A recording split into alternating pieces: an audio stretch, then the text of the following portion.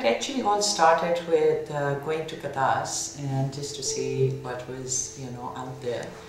And I saw that there was this beautiful cluster of Hindu temples, but there wasn't a single sign, a single bin for the disposal of trash, and there were barely any trees left. And just as soon as I got there, I realized that we wanted to do something about it, and we wanted to get the kids engaged and bring them out there and have this awareness activity where the kids work together and do the cleanup, plant the trees, and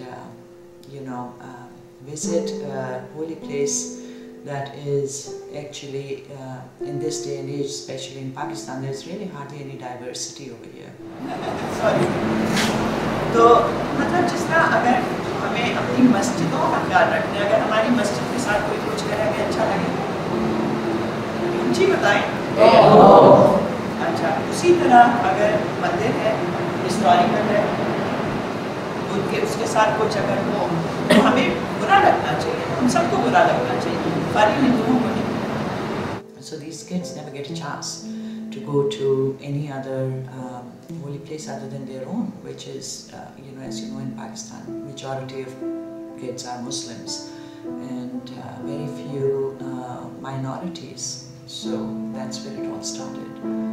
I think sitting in the classroom within the four walls and just telling them everything theoretically sometimes is not as useful or helpful as it is when you move out practically and show them how things work out. Rather, I think these things should start from the lower grades. मौका दिया कि आपके साथ मिलकर हम लोग कुछ काम करें, और हमारे साथ बहुत सारे बच्चे आ रहे हैं बहुत से जो ये काम आपके साथ मिलकर करना चाहते हैं, और हम ये चाहते हैं कि जैसे आप बच्चे हैं वो बच्चे हैं, हम सब मिलकर एक दूसरे से सीखें और अपने मुल्क को और अपने एरिया को अच्छा रखें, साफ रखें.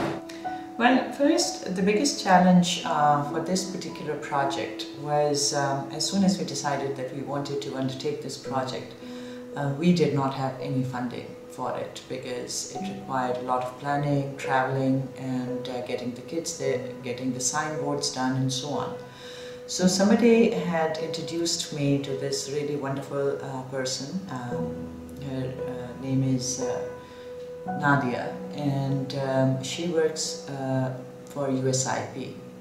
So we'd scheduled a telephone call, and we were going to talk about what we do, the Environment Protection Foundation, versus what USIP, what kind of projects do they fund. So as soon as I started talking to her, she really wanted to hang up the phone on me. And her question was,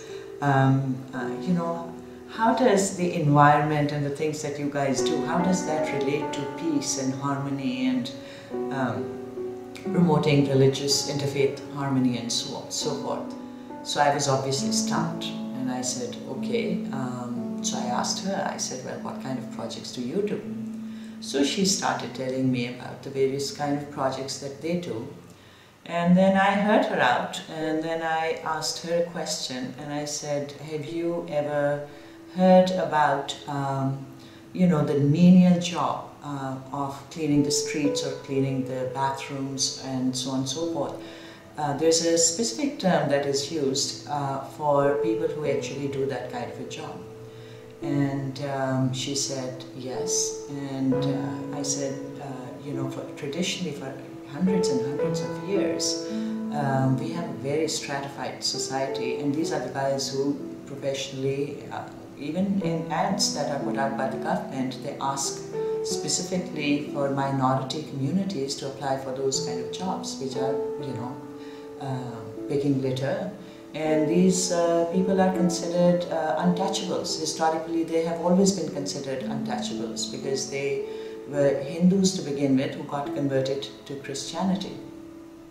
So long and short story is that I told her about how the kids get out and they go out and pick the litter, and instead of feeling shame in picking that litter. They understand, and once they've been out doing these activities, they understand that the shame is in actually throwing the litter, not picking it. And it doesn't really get better than that as far as interfaith harmony and religious tolerance, and it completely ties into the Katasraj Mandir, where we had hundreds of kids coming together, going from Lahore. We got the local kids engaged, and we all worked together. They also learn how to help, how to respect, and how to be a useful part of a society.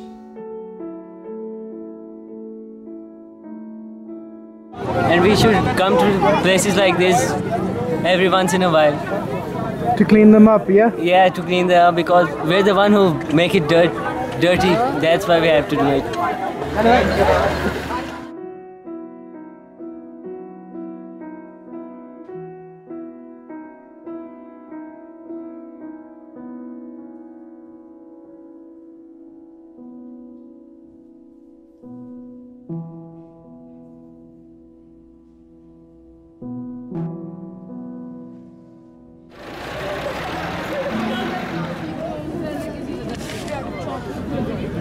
Let's just put a little more here.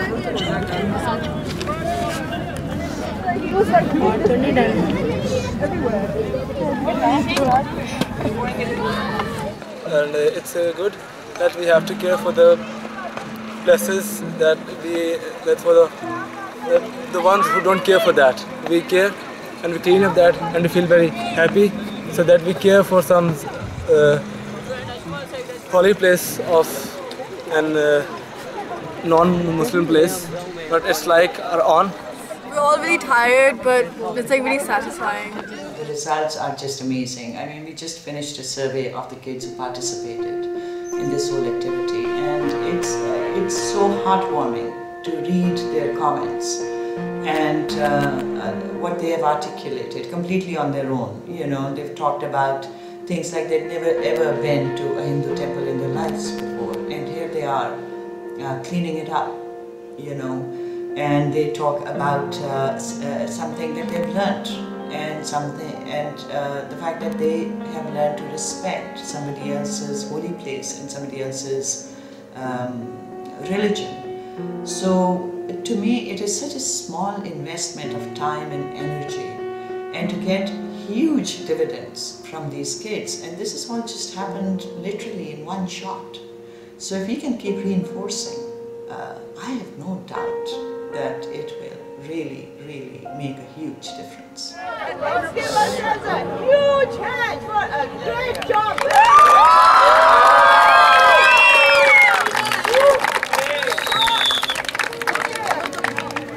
Now, it's the time for us to wrap up, right? So what do you want to say? Keep Pakistan clean and green. Keep Pakistan clean and green.